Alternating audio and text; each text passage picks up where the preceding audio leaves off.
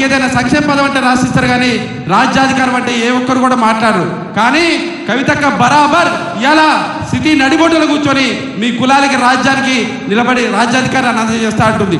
మన అందరం కూడా అంటుంటాం, ఉత్తుత్తి మాటలు చెప్తుంటాం, కానీ కవితకు ఒక మాట అనేది మన ఇంటర్వ్యూలో, నేను పుట్టుకనేది అందరం పుడతాం చనిపోతాం, నేను ఆల్రెడీ నా పిల్లలు పెద్ద అయిపోయారు, నన్ను కుట్ర చేసి జైలు జీవితాలు గడిపించారు, అవకాశాలు అవసరాలు చుట్టూ ఉన్నటువంటి ఫెసిలిటీస్ ఉంటాయి పోతాయి, కానీ ప్రపంచం గర్వించేలాగా భారతదేశం గర్వించేలాగా అతిపెద్ద సమస్య ఏదైనా ఉందంటే కాన్షీరామ్ గారి తర్వాత ఆ సమస్య నేను ఎత్తుకుంటా, మీ వర్గాలేంట నిలబడతా, నేను అవసరమైతే నా ప్రాణాలని పణంగా పెట్టించి మీ వర్గాల కోసం పనిచేస్తాను వచ్చింది. కాబట్టి మేము చెప్తున్నామాక బరాబర్ చెప్తున్నాం, మేము ఒక పూట కాదు ఎన్ని రోజులైనా మీ వెన్నంటుంటాం, మీ తోడంటే ఉంటాం, మీరట్ట ముందుండండి, మాకు కొద్దిగా బలం ఇవ్వండి, మేము అవసరమైతే సార్ తర్వాత మాకున్న ఏకైక నమ్మకం మీరు కాబట్టి మీకోసం ప్రాణం పెట్టి పనిచేస్తామని కూడా తెలియజేసుకుంటూ ఈ అవకాశం ఇచ్చిన అందరికీ కూడా పేరు పేరున ధన్యవాదాలు తెలియజేసుకుంటూ జై తెలంగాణ, జై కవితక్క, జై పూలే, జై అంబేద్కర్.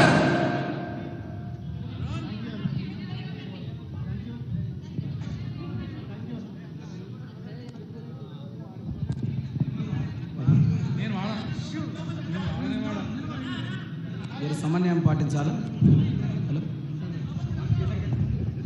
హలో, జై కవితక్క, జై కవితక్క, జై కవితక్క.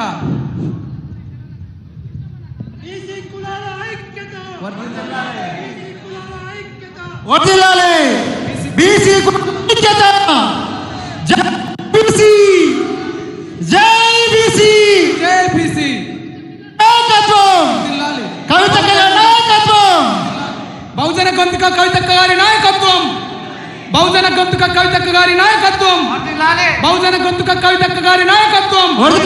జై బీసీ, జై బీసీ, జై పూలే, జై పూలే, జై పూలే, జై పూలే, బహుజన గొంతుక కవితక్క గారి నాయకత్వం.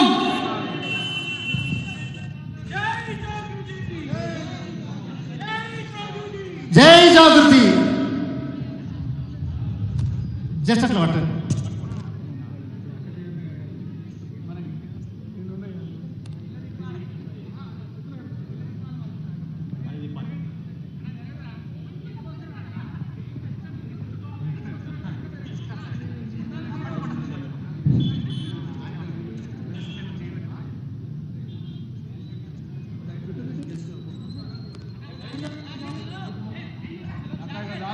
అందరు కొంచెం సైడ్ ఇవ్వండి,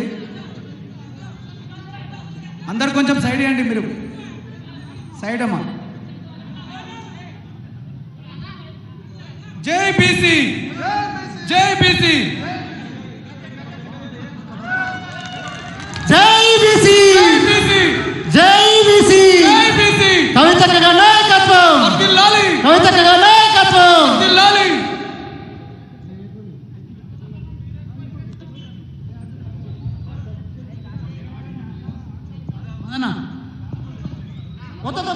చాలు చాలు విజయ్ మధు.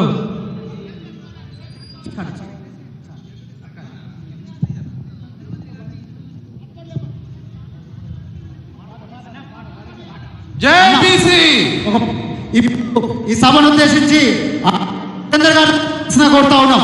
అదేవిధంగా ఉస్మానియా యూనివర్సిటీ నుంచి పెద్ద ఎత్తున విజయ్, క్రాంతి అందరూ కూర్చోవలసిందిగా, అందరూ కూర్చోండి. జై తెలంగాణ. బడుగు బలహీన వర్గాల ఆశాజ్యోతి జ్యోతిరావు గారి పూలే విగ్రహాన్ని ఏర్పాటు చేసేందుకు సాధనకు కృషి చేస్తున్న మన అక్క కవితక్క గారికి ధన్యవాదాలు, అభివందనాలు. బీసీలంటే ఏ ఒక్క కులం కాదు, బీసీలలో 97 కులాలు ఉన్నాయి.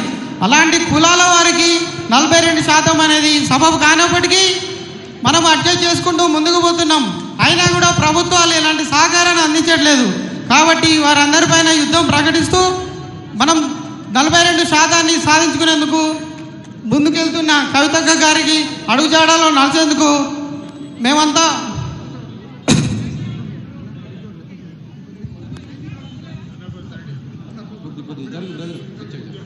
అక్క వెంటే అడుగుజాడలో నడుస్తూ మా సహకారాలు అందిస్తామని తెలియజేస్తూ ఈ అవకాశాన్ని కల్పించిన మీ అందరికీ థ్యాంక్ యూ, ధన్యవాదాలు.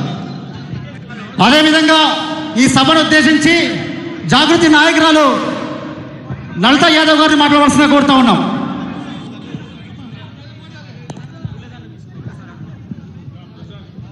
జై తెలంగాణ, జై బీసీ, జై పూల, జై అందరికీ నమస్కారం. ఈరోజు ఏదైతే పూలే విగ్రహ సాధన దీక్షకి మా కవితక్క ఏదైతే పూనుకుందో, ఏది పూనుకున్నా మా కవితక్క ఆ రోజు మహిళా బిల్లు పెట్టినా కూడా మెడలు వచ్చి మహిళా బిల్లు పాస్ చేసిందంటే అది తెలంగాణ జాగృతి వల్లనే సాధ్యమైంది. ఏదైతే మహిళల బహుజనులకు ఆద్యమైన డాక్టర్ అంబేద్కర్ రోజు అంబేద్కర్ ఏదైతే పెట్టిరో ఆయనకు గురువైనటువంటి జ్యోతిరావు పూలే విగ్రహాన్ని అసెంబ్లీలో పెట్టి దీక్ష పూరుతుందో మాకు దానికి బహుజన ఏదైతే మనం అంబేద్కర్ పూలే విగ్రహాన్ని అసెంబ్లీలో పెట్టేంత వరకు ఏప్రిల్ 11 లోపల ముఖ్యమంత్రి రేవంత్ రెడ్డి గారు ఏదైతే ఉందో చేసే విధంగా దానికి సంఘీభావం తెలపాలి. లేదంటే పెద్ద ఎత్తున దీనికి ఢిల్లీలో కూడా కలిసి కంపల్సరీ అన్నారు. ఏదైతే కులగణన చేసి నీకు చిత్తశుద్ధి ఉంటే కులగణన మీద మాట్లాడొద్దన్నావు రేవంత్ రెడ్డి, నీకు మమ్మల్ని అడుగుతున్నది మొత్తం ఏదైతే లెక్కలు అడిగినామో మేము ఇంటికి వచ్చినప్పుడు మా ఇంటికి వచ్చి లెక్కలు అడిగిరో అప్పుడు మేము మా ఇంటికి వచ్చి కులగణన లెక్కలు అడిగినప్పుడు మేము ఎట్లయితే స్వాగతించినామో మాకు అడిగే హక్కు ఉంది, మాకు అడిగే రైట్స్ ఉన్నాయి. మా జనాభా ప్రాతిపదికన మాకు సీట్లు కావాలని కంపల్సరీ అడిగే హక్కు ఉంది.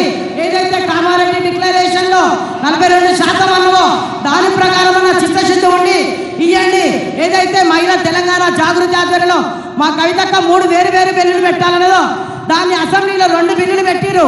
అది కూడా గవర్నర్కి లేఖ పంపి నీ చిత్తశుద్ధి ఏందో నిర్ణయించుకో బిడ్డ, అప్పటికే ఏదో సాధించినాము, ఏదో మేము పొడిచినాం అన్నట్టు ర్యాలీలు చేసుకుంటారు, పాలాభిషేకాలు చేస్తారు. ఇది కాదు పాలాభిషేకం. మా మహిళా బిల్లు కానీ ఏ కులగణన సర్వే కానీ అవన్నీ చేపడితేనే మా రిజర్వేషన్ దిశగా పోరాడాలి. లేదంటే ఢిల్లీ వరకు